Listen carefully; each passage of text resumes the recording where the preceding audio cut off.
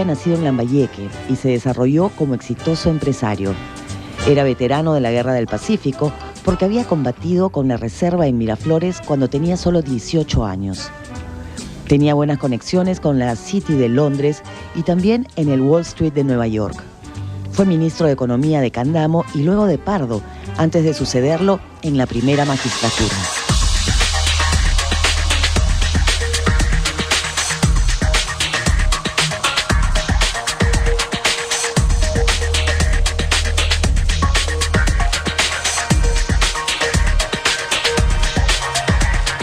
Leguía gobernó por primera vez en 1908 a 1912.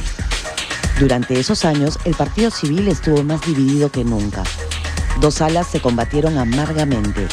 Al acercarse las elecciones de fin de mandato, el ala tradicional del civilismo impuso la candidatura de Antero Aspíllaga, quien era dueño de Cayaltí, una gran hacienda azucarera. Pero el grupo partidario de Leguía controlaba el Congreso y fue muy hostil hacia la candidatura oficial. En esas circunstancias se lanzó la idea de presentar la candidatura de Guillermo Billinghurst. El plazo de inscripción de candidaturas ya se había vencido, pero los entusiastas siguieron adelante. Así, Billinghurst fue proclamado candidato presidencial sin contar con inscripción oficial. Mira, algunos han interpretado a la política peruana como un enfrentamiento norte-sur, y algo de esto es cierto. El Partido Civil tenía mucho asidero, sobre todo en el norte, la costa central y la costa y sierra norte, mientras que los hombres del sur, era Pierola, por ejemplo, el hombre que había sido el azote del civilismo en el siglo XIX, y Billinghurst representa hasta cierto punto una continuación de este espíritu pierolista. De hecho, Billinghurst se formó en el Partido Demócrata, que era el partido de Pierola. Era un hombre de Tarapacá, ligado a los intereses salitreros, y representaba entonces un desafío a esta hegemonía de la capital y del norte y los azucareros. Tenía un gran carisma popular. Hay que recordar su mote de pan grande, con el que ganó las elecciones de 1912, ¿no? Él había nacido en Tarapacá, era millonario y había capitaneado muchas empresas exitosas. Provenía del viejo pierolismo y había sido alcalde de Lima. Su gestión municipal fue populista y concedió beneficios y protección a los desposeídos. Su campaña presidencial fue muy popular y por primera vez en la historia peruana hubo manifestaciones multitudinarias.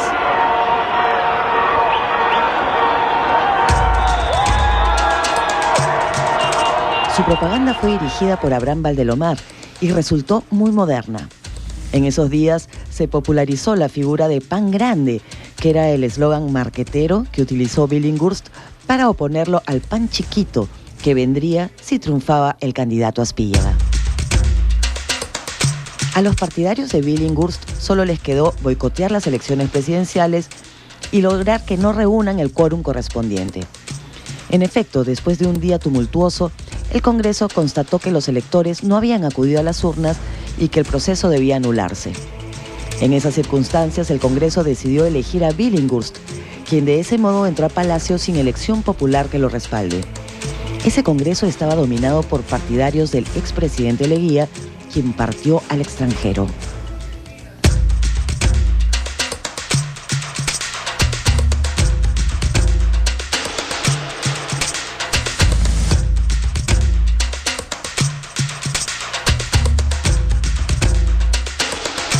Guillermo Billinghurst tuvo un gobierno muy inestable.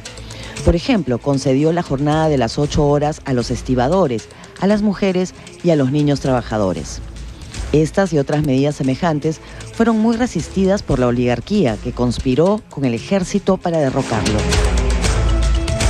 El perfil que tenemos de Guillermo Billinghurst es de un hombre que se contagió de las ideas populistas del momento y que trató de hacer cambios importantes, cambios en lo que es la relación entre el capital y el trabajo, ¿no? Favoreciendo de alguna manera las conquistas que en otros países se habían logrado para los trabajadores. La ocasión para la interrupción constitucional la proporcionó uno de los tantos enfrentamientos entre el Ejecutivo y el Congreso. Billinghurst quiso cerrar el mismo Congreso que lo había elegido y que por lo tanto era la fuente de su legitimidad. El golpe fue dirigido por el prestigioso coronel Óscar R. Benavides, quien había obtenido una victoria militar contra Colombia en el combate de la Pedrera, revitalizando el ánimo peruano luego de la humillación nacional contra Chile. Benavides gobernó un año y condujo una transición que terminó entregándole nuevamente el poder a José Pardo, electo por una convención de partidos. Pardo gobernó por segunda vez entre 1915 y 1919. Su gobierno culminó en grandes desórdenes generados por la crisis que siguió al fin de la Primera Guerra Mundial. Durante estos años había aparecido el movimiento obrero.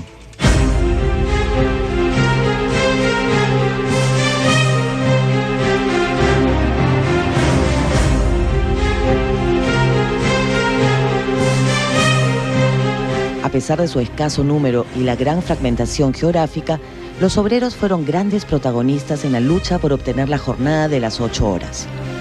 Ellos adhirieron el anarcosindicalismo y tuvieron grandes líderes que editaron el célebre periódico titulado La Protesta. Junto con la renovación intelectual que surgió de la prédica de Manuel González Prada, el movimiento obrero transformó el Perú de finales de la década de 1910. Y ese es el rol importante que cumple González Prada, sobre todo en el siglo XX, de ser el vocero de la nueva relación entre el trabajo y el capital y las nuevas formas de organización de los trabajadores para la preservación de sus derechos, ¿no? Además de la crítica al Estado civilista, que fue probablemente uno de los mayores críticos a estas formas oligárquicas. Una gran huelga general en enero de 1919 culminó con el logro de la jornada de las 8 horas. A continuación, los estudiantes entraron en huelga exigiendo la reforma universitaria.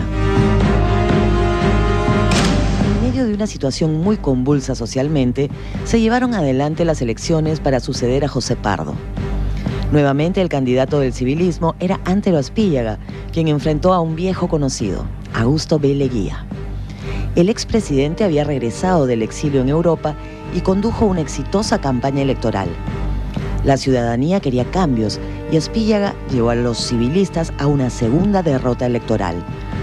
Sin embargo, el civilismo maniobró para anular algunas votaciones provinciales y tratar de voltear el resultado en mesa.